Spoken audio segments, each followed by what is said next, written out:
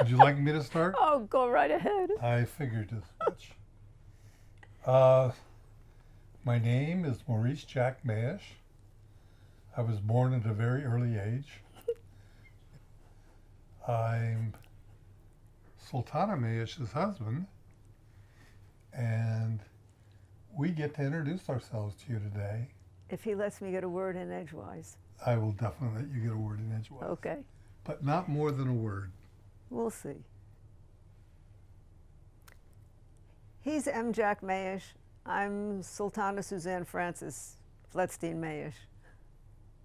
And we've been married for 52 years, going on 53, which is the miracle of the millennium. Well, it's because of my great fortitude and willingness to overcome tremendous difficulties. But here's to another 52 years. Okay. You're stuck with it. I was born and raised in Los Angeles. Actually, I grew up on the southwest side of town. It's now called South Central, and met the love of my life in Los Angeles as well, and built my life here with our family together, and worked here, and pursued different professions here, and I'm still here. Except for a brief stopover in Davis/Sacramento That's true. for about 7 years, when you were working for the legislature. And I had returned to college to finish up a pursuit of a college degree that started in 1964, I think, and finally finished in 1973/4.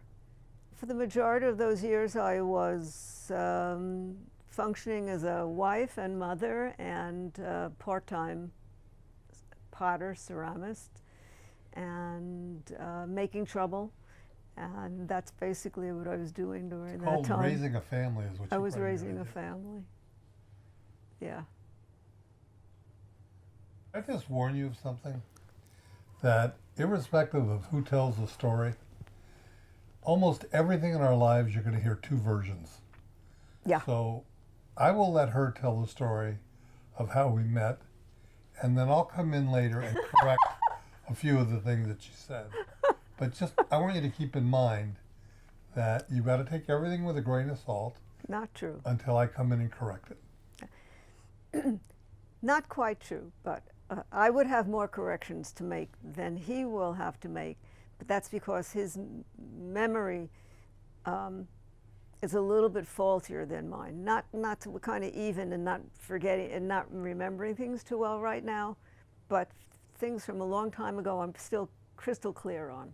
So basically, I was working at a nursery school in West Los Angeles and living there in the paint supply room because I didn't have enough funds to live anyplace else.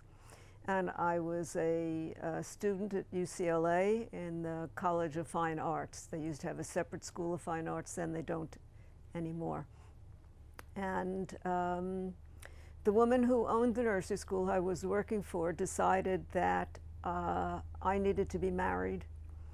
She didn't think that I was happy. I guess that's what she didn't think. And she decided I needed to meet marriageable men, that the people who I dated were not marriageable. So she asked a neighbor of hers, where can I find marriageable men for this person who works for me? And he suggested that I try the Young Democrats of Beverly Hills, because that's where I could find nice young Jewish men who had brains in their heads. And when I got there, it was full. It was a packed house, essentially. And he was sitting kind of center stage on a chair, and there was a young woman sitting across his leg's lap, and there were no places, any other chairs available, and I spotted an empty space on the floor, next to this incredibly gorgeous, gorgeous hunk of a young man. And I thought, that's where I'm going to go sit. Oh boy.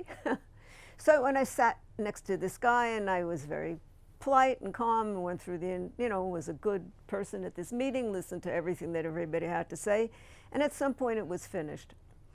And at that point, the guy sitting next to me said, would you like to go out, for like some coffee or something? And he said, my friend, meaning this guy over here, we'll probably go out. Would you like to join us? And I said, sure, because I had nothing else to do and I had no way of getting home, so this would have been perfect. And so the four of us, the young woman who was sitting on his lap, and this guy and the four of us left, and we went to Barney's Beanery. Are you sure she was sitting on my lap? Yeah, I'm sure. I'm sure she was sitting on your lap, absolutely. And so we went to Barney's Beanery, which was like a really fun hangout kind of place at that point. This was like 1966 and a half, almost 67. It was 1967. It was probably 1967. Okay. And we went there and we sat kind of diagonally. The one guy sat directly opposite me, and then he sat next to him, and then the woman that he came with was sitting next to me. So we were diagonal. And what happened during the course of the amount of time that we were there in the conversations, this diagonal started to kind of interact more. And then it was time we were all going to go our separate ways. And this guy said he would take me home, and he said he'd take her home. And that's what happened. Home, in my case, was a nursery school. So he took me home, and at some point I had to forcibly say goodnight to this rather handsome young man and shove him out the door, which I did.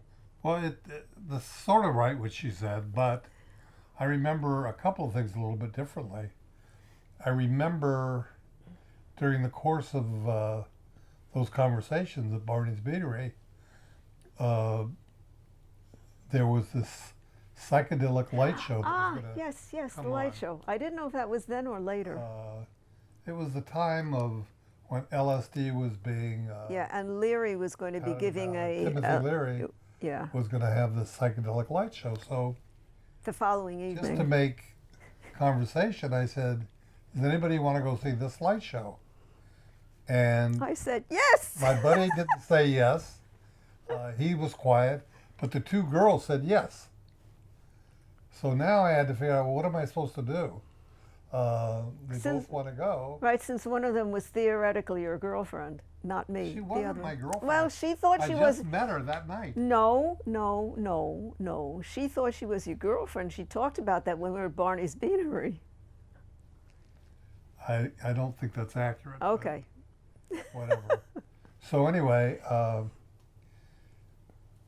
he went his separate way and took her home, and I went my separate way and took the other girl home, said goodnight to her, and the next day, knowing that I was probably going to have to take them both to this light show, I called my buddy and I said, are you really interested in this girl?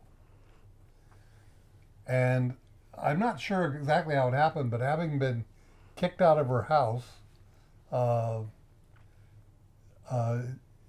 he wasn't all that excited and said, no, he didn't have a problem if I took her out. So it started with me having a date with these two women. Could I just interject what he told me a number of years ago, which you dispute? Yeah, but I don't agree with that at all. Okay.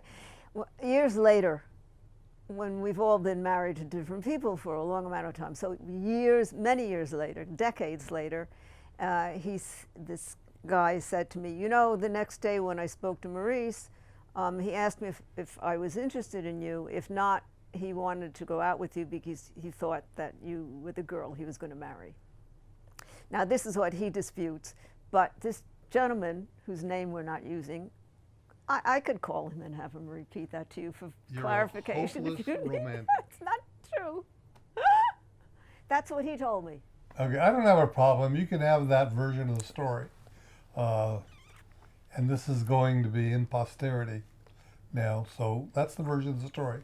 But we went out, the three of us. The girl I was with and Sultana. And now, how do we go out? I was working in my dad's flower shop, and the car that I used, I didn't have a car. I drove a delivery truck with the big name of the flower shop on it, and that's what we went out in. And I remember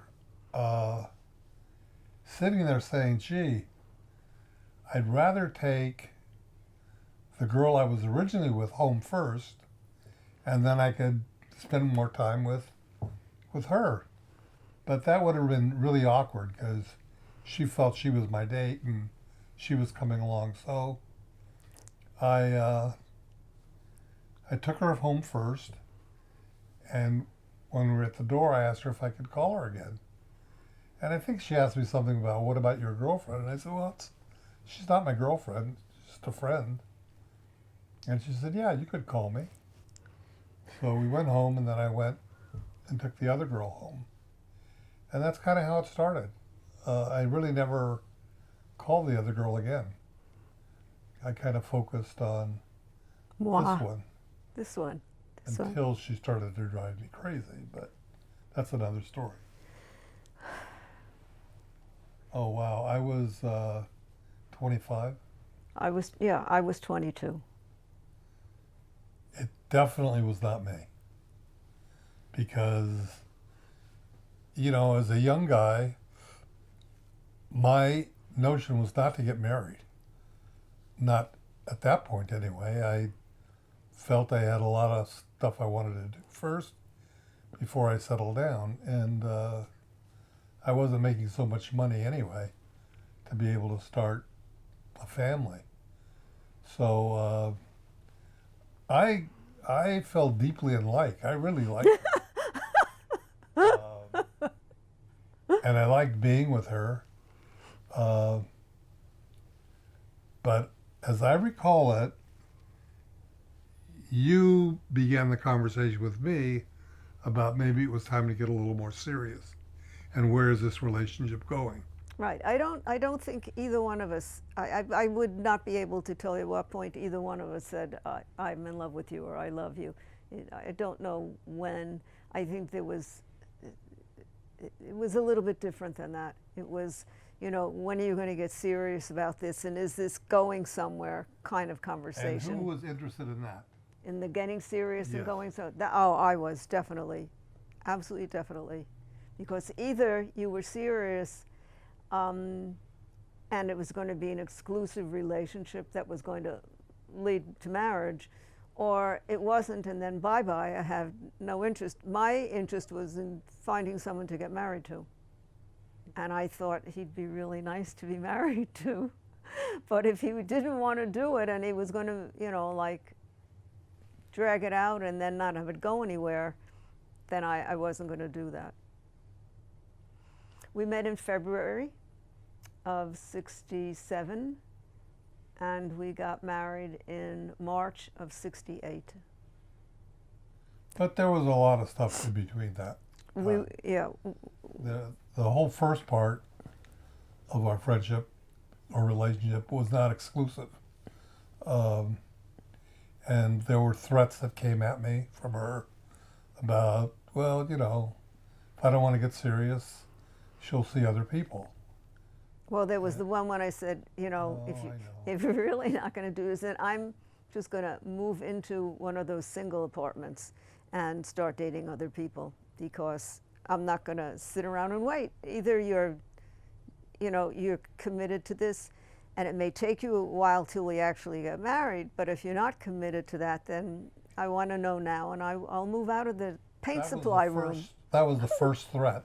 In our relationship together, and hopefully if this interview goes well, you'll hear all the other threats that came on all the other different things.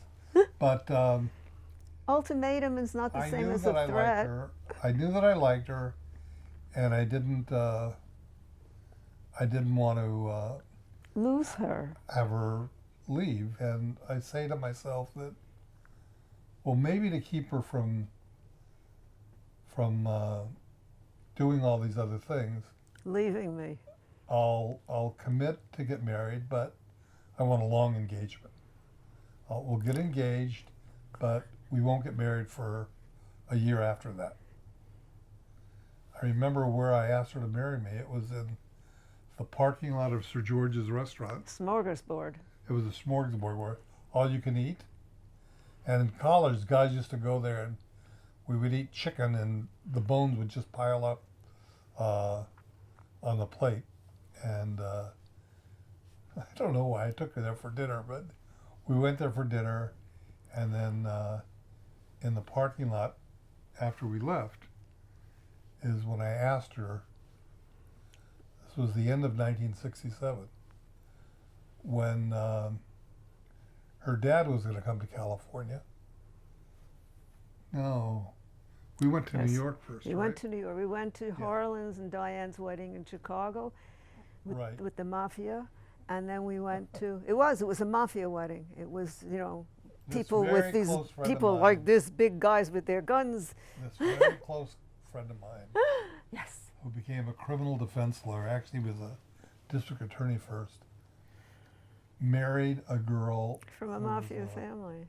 wait a second, let me lead up to it. Oh. She was a legal assistant to a big law firm in Beverly Hills. And he met her and fell head over heels in love with her and decided to get married. Little did any of us know that her family was connected to the mafia.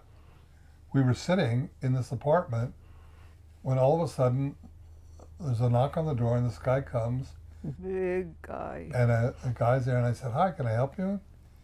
And he looked at my friend who had very long hair. I mean, and he said, "Yes, I've come to take you to get a haircut." And he looked at him and said, I'm not getting a haircut. He said, "Oh yeah, you're getting a haircut today. Donnie wants you to have a haircut." And he said, "I don't need a haircut. I'm not getting a haircut." And he looked at him very sternly and said, "Excuse me, you're getting a haircut Today. today. I'm taking you now." Well, he protested a couple more times, and then it was clear that he was getting a haircut. So that was a pretty interesting experience. And then we went on to good old Ozone Park, New York.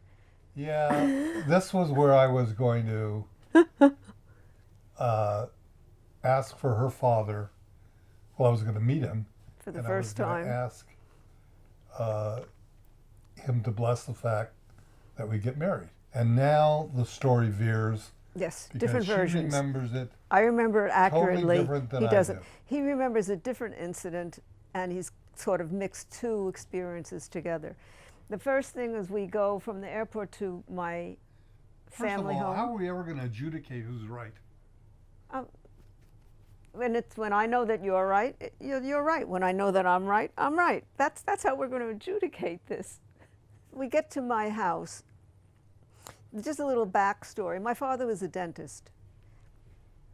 This gentleman over here has a tremendous fear of dentists. Absolute panic, will not go near dentists. I don't have any need for them. He doesn't have any need for them. One of them hurt him very badly, and he has panic attacks if he has to go. And I don't blame him for that. I understand it completely. It's okay.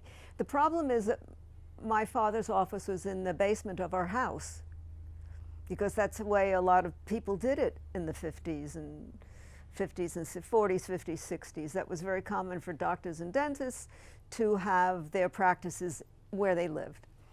We get to the house, we go walk inside, and he doesn't want to go in. And I said, "What's the matter?" He said, "It smells like a dentist's office." And I said, "Because it is the office in the basement." And he's like, frozen. "I'm not going in. I'm not going in." I'm saying, "You're going in now. Get in the house." It was awful. Awful. Poor baby. So he came in.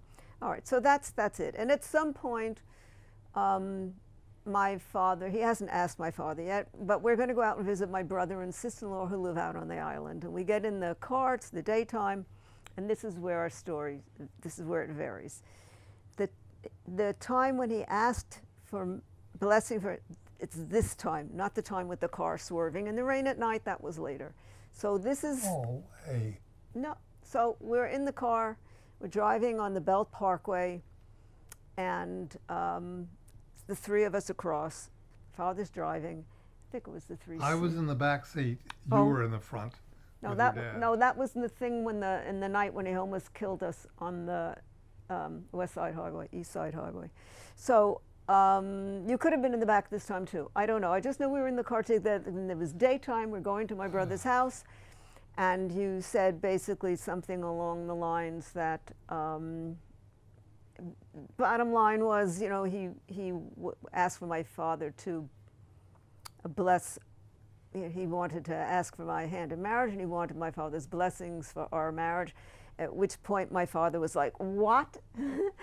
And because he was, yes, I did that. What? And he went across the highway. Well, but it wasn't at night in the rain. He's done it twice. He's done the rain. He's done that swerving thing more than once. But the first time he did the swerving thing, it was when, in response to your asking for my hand in marriage. And he said, "You what?" And he said, "Well, I want to marry your daughter." And he said, "When? Where? Like now? Are we doing this now? You want to do this now? Like I don't want to pass up this chance." So there was that conversation, and he gave his blessing, permission for us to get married. So that was, that's when it really became real. Yes. Now I told her dad. Yes. And there was no backing out of that. He went to the rabbi. Your dad did. Yes, my dad went to the rabbi and told him about this young man, and the rabbi was very happy, and because he said he's Spanish or whatever. He said yes, he's Sephardic, and it was something like, "We don't care, he's Jewish. That's it. Great, do it." Basically, oh boy. So obviously I was very well received, and I met her brother, and when we were getting ready to come back to LA, her dad said he'd like to come out at some point and meet our family. And he made plans to come out in December. It was a busy time for my family because we were in the flower business, and it's a very busy time, the holidays. So he flew out, and I guess I'll let you tell the story about when he met my dad for the first time. Oh God, oh God. Oh Her God. dad was, a dentist, but he was not hotsy-totsy. He was a really regular guy. My father was the salt of the earth. My mother, may she rest in peace, my mother was a very aristocratic, classy woman who held herself like royalty. And her dad was a just fashionista. good old Sam. And my father was just one of the guys, one of the guys. It's not like he had gone to finishing school. My mother So he definitely is flies like finishing to LA school. on American Airlines, Yeah. gets off the plane, and we bring him to the flower shop. Sam was a good old boy. He was gonna meet my dad and become his buddy. And you can describe my family. Well, first of all, his family, his parents were European. His mother came here when she was about 16. I think his father was in his 20s when he came. And his father had an air about him. They both did. They had an air about them of being refined. My mother would have worked out well with him. My father was a little more a man of the earth, salt of the earth kind of guy. And then his buddies were very much like that. He went bowling, he played poker, he played pinochle, he went to the track, he was buddies with mafia guys, he did errands for them. And he was one of these kind of, guys. And we go to the flower shop, and we come in, I'm standing behind the counter. His father, Jack, is over there. My father's closer to me, and I'm saying to myself, please, Daddy, please, please, please behave. Please don't blow it. Please behave. Please behave. And Jack, this is Sam. Sam, this is Jack. Nice to meet you, blah, blah, blah. How was your plane trip? How was your flight? And my father said, oh, I really, it was not bad. I liked the flight. He said, the thing I like the best is the stewardesses wear these really short little skirts. And when you bend down, you could see right up their asses. And I thought, I'm dead. And I think I actually did start to sink a little bit behind the counter because I thought, oh my God, oh my God, oh my God, that's it. They're never going to let us get married now. My father's hysterically laughing. My father had a great laugh, and he is beside himself laughing, and his father's like, I thought, no, he was pleasant. He didn't say anything, but it was like he wasn't breathing. So that was the first encounter. It was fine. And to put the time in context, it had been several years after John Kennedy was assassinated, and his brother, Robert Kennedy, oh my, was running for president. And it was the height of the campaign in December.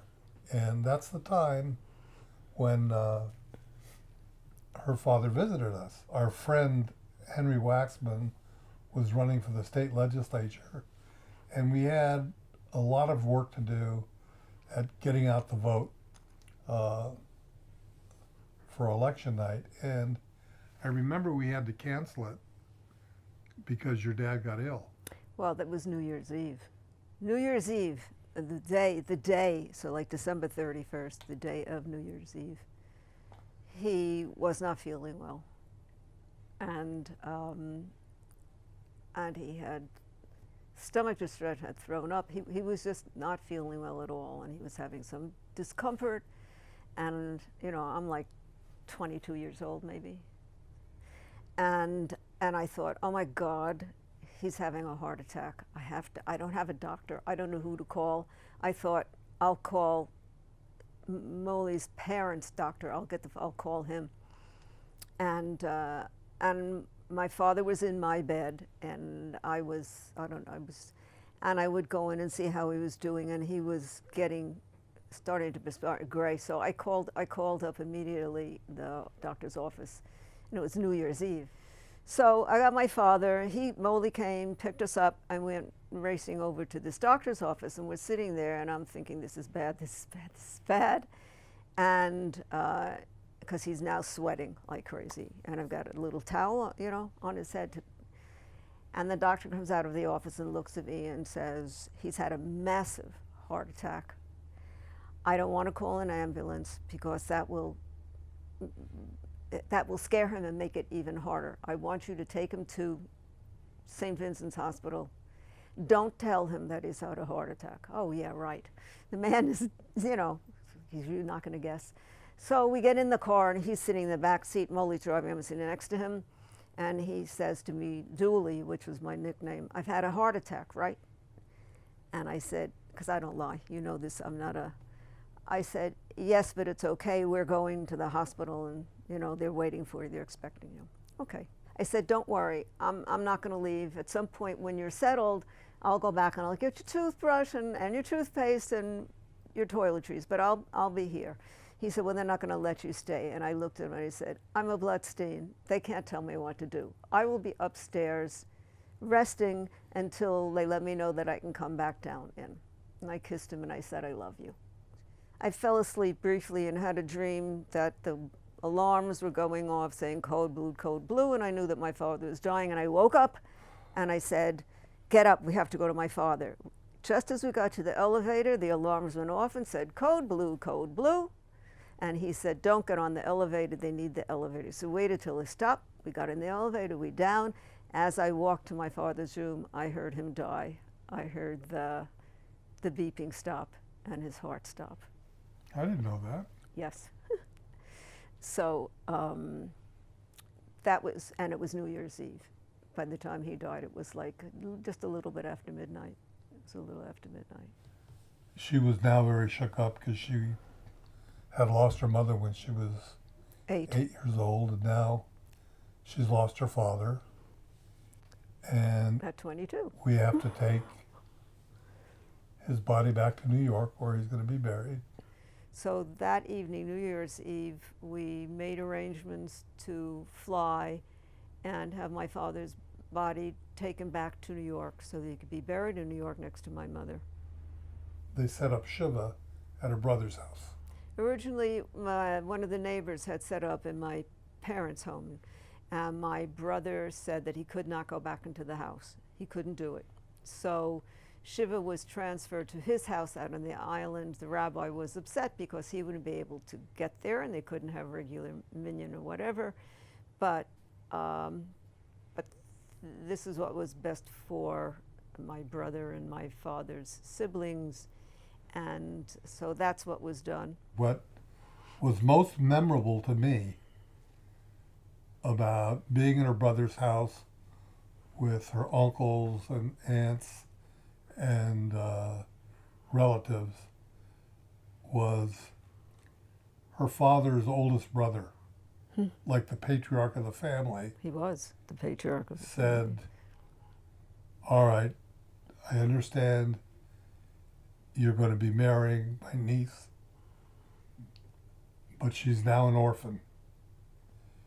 And there's no need for you to wait. You need to marry her now.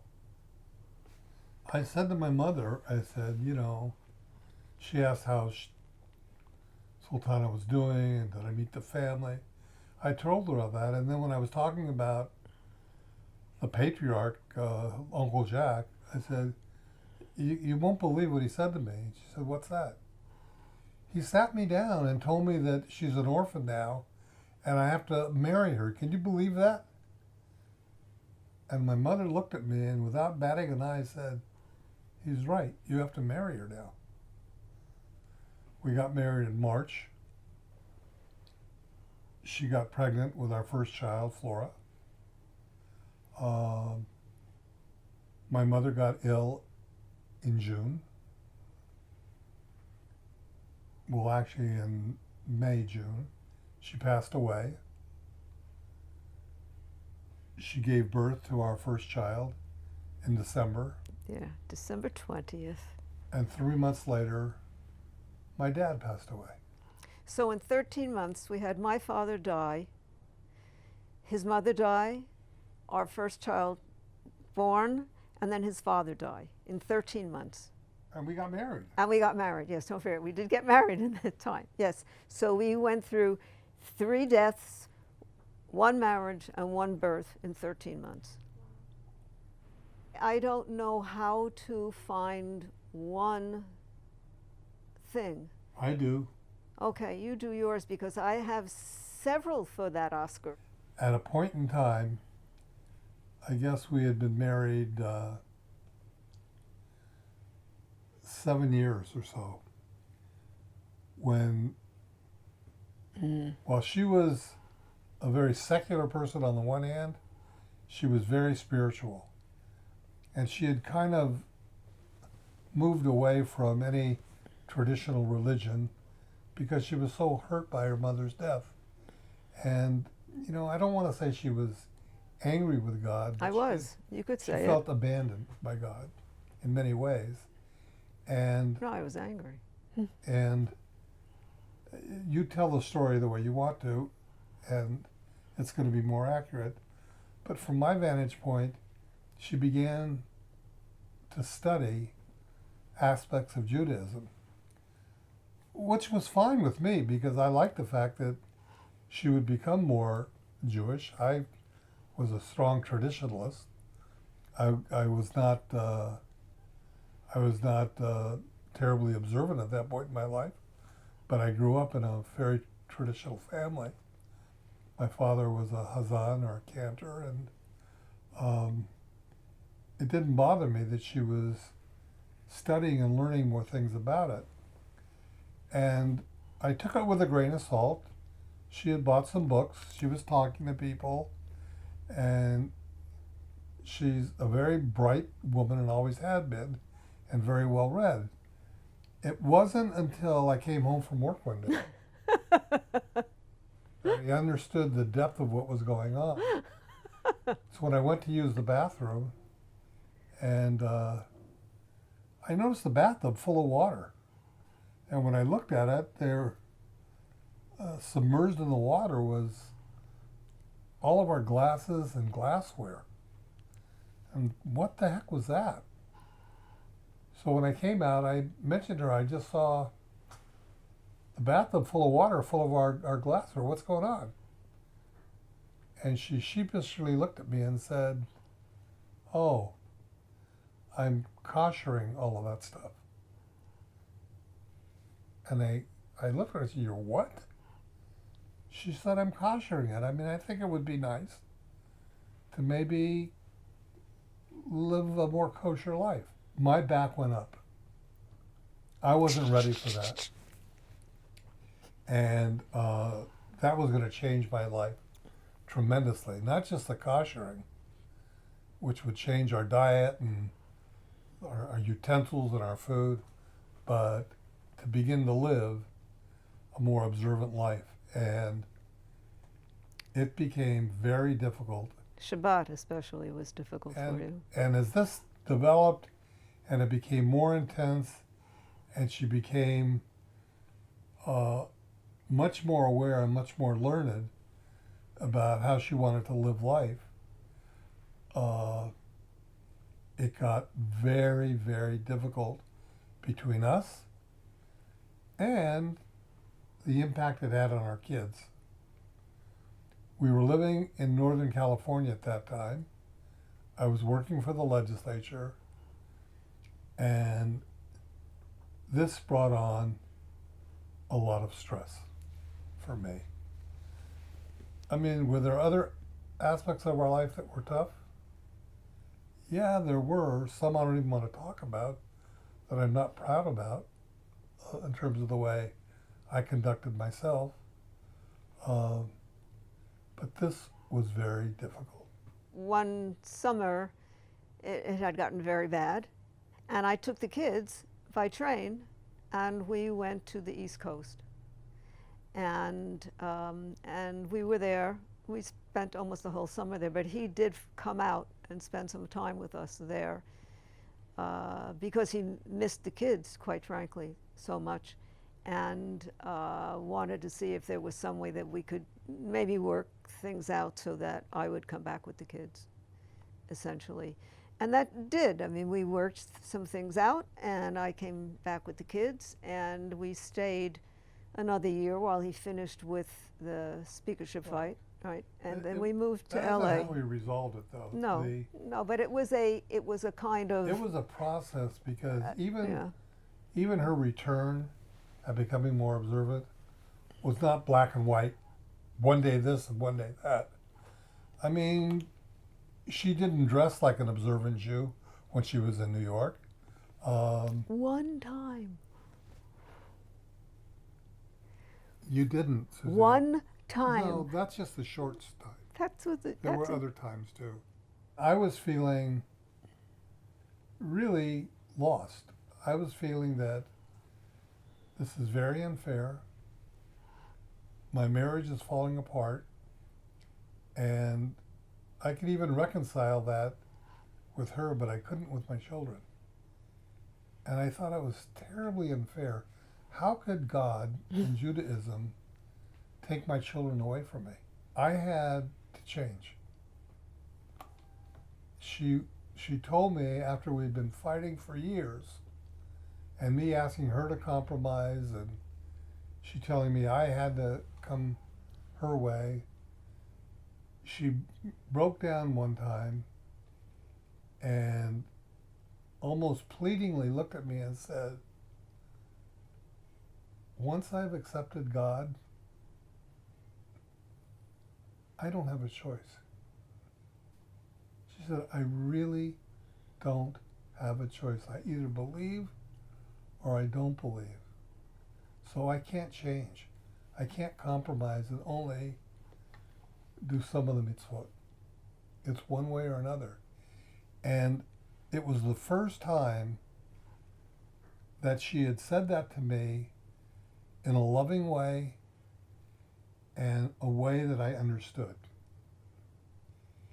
And at that point, I mean, what am I supposed to do? I either try or I say, okay, good luck to you. Have a nice life. And I couldn't do the latter. I just couldn't.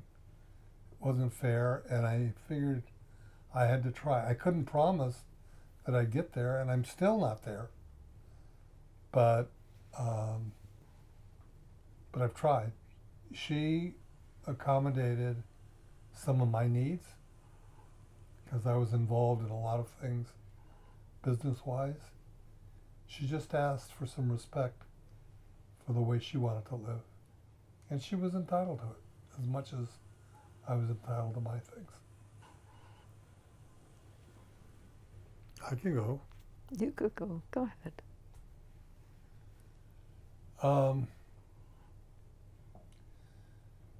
My favorite thing about her, I didn't know we had one. honestly, her values. Oh. As much as I fight her spirituality, and that's always been from a vantage point of what it does to me, but I've grown to respect it in her very much. She's very straight. She never lies. She's truthful. She's compassionate. And she has a love of family too. I don't think that I would ever get a no from her if I wanted to do something for family. She doesn't have one. No, I have several. You want me to pick one? My favorite thing? Well, I can't pick one. I can say, in general, he has a very good, sweet soul. He's very kind. He has a very interesting sense of humor that I like. Because it's still, I mean, it's off. It's really offbeat. It's not the kind of odd sense of humor that I have, or that my father had, or that my son Josh has, or my brother has, which is a really very strange, bizarre. His is offbeat, but it's not bizarre. And I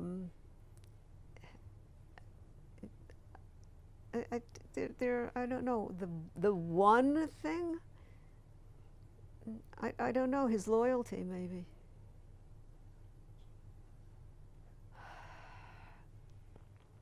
To understand what the commitment means.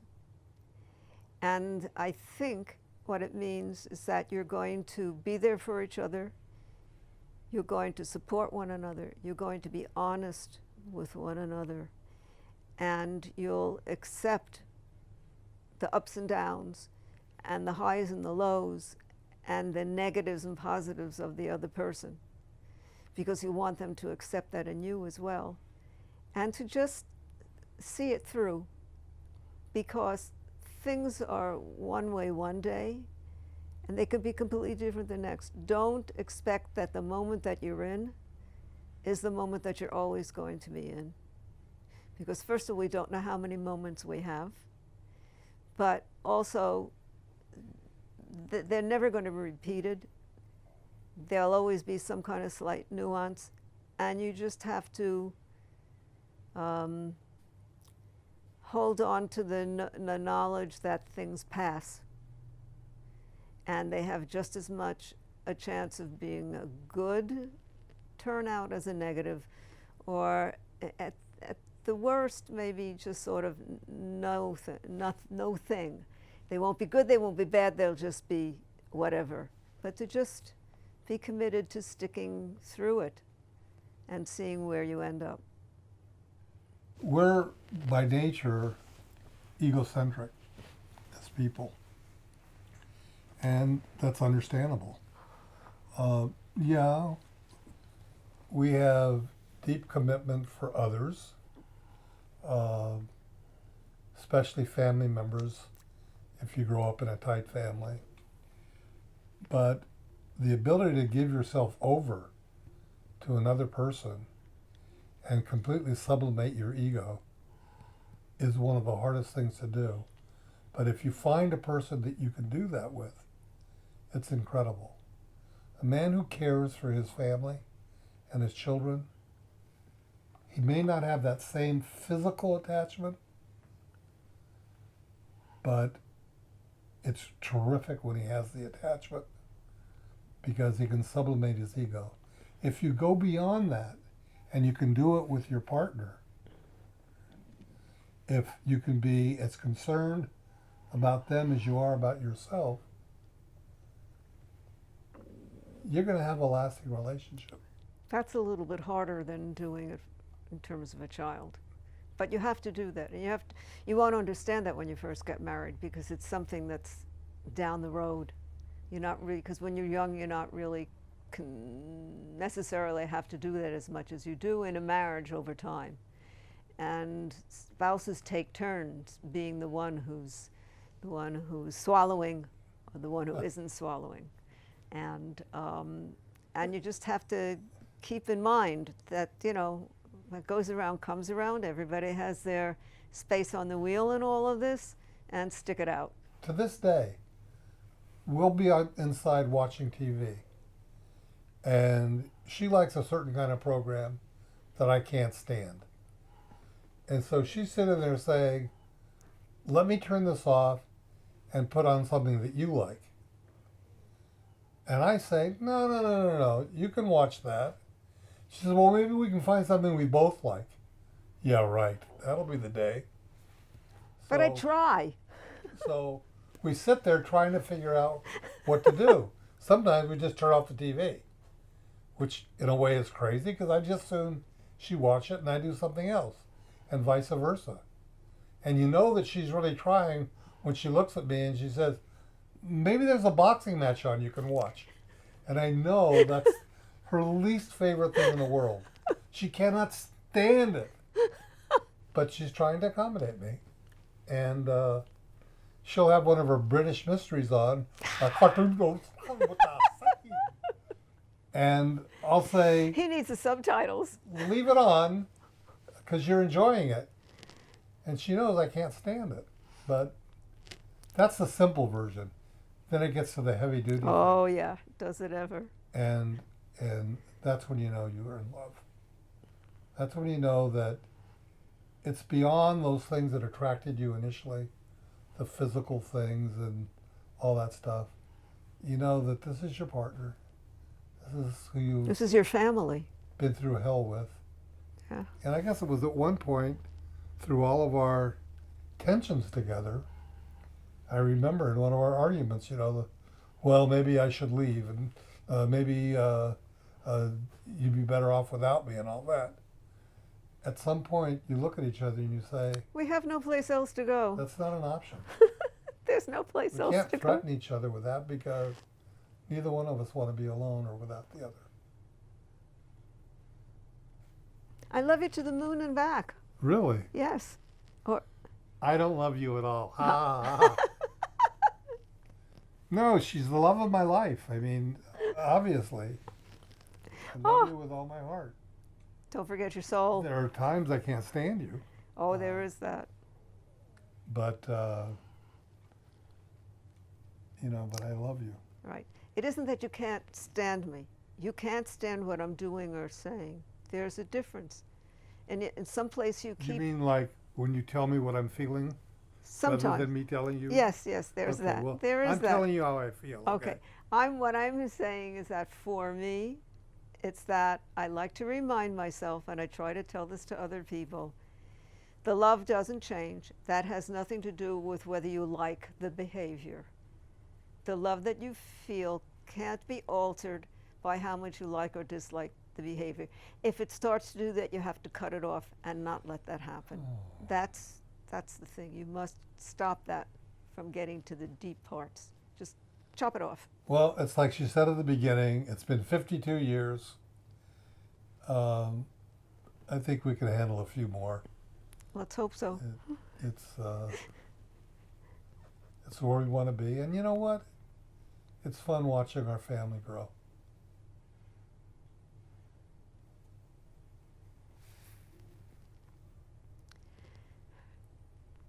I would tell them that there is one reality in the universe, in the world, and that is Hashem, HaKadosh Baruch Hu. And that without him there is nothing.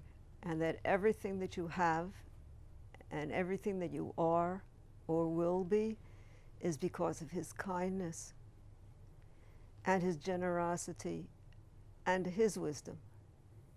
And that's what you rely on. And that's what makes this journey important. What you do and how you serve him, and what you do to serve the Torah and how that serves the world and your children and your grandchildren, your great, great, great grandchildren. I had a great, great, great grandfather who was an exceptional rabbi. And at one point in my, and I never knew who he was or knew anything about him, and at one point in my life, someone sent me information about this person, and I read a translation of something that he wrote, and I sat there crying, and I said it to your grandfather, now I know where I came from. I never knew who I was before. I never knew where I came from before. And now I know, because everything that he says, everything that he wrote, that's exactly how I feel. And I've never known anybody else who's felt that way. That's my life. And you're in it. You're the gift. Sometimes I'm jealous of how Sultana feels and what she believes. But I would say it a little bit differently. I wish I had that level of faith and that depth of faith. I'm working on it. But if I had my great, great, great, great, great, great, great grandchild sitting in this room with me, I would try to talk to them about love. Love them to pieces. And how important love is, and about how complicated love is. And that where you experience the greatest love is within family. And that nothing I can imagine is more important than family. From there, it's like the springs and the wells of life. And without it, my life would have had no meaning. I remember when my father passed away. He was on his deathbed, and there were tears coming down his eyes. And I said, Dad, what's the matter? And he said, I wanted to accomplish so much more in my life. I wanted to leave you kids with something more than I'm able to have left you with. I wanted you to have fine things. I didn't want you to have to struggle in life. And I looked at him and I said, you're all wrong. You gave us the greatest treasures of all. You gave us family, you gave us love, you gave us respect, you gave us values. That's what's important to pass on.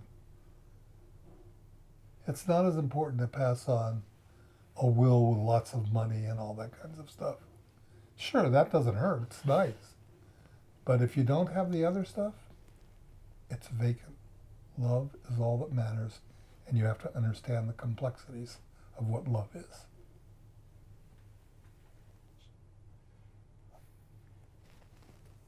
Okay, querido.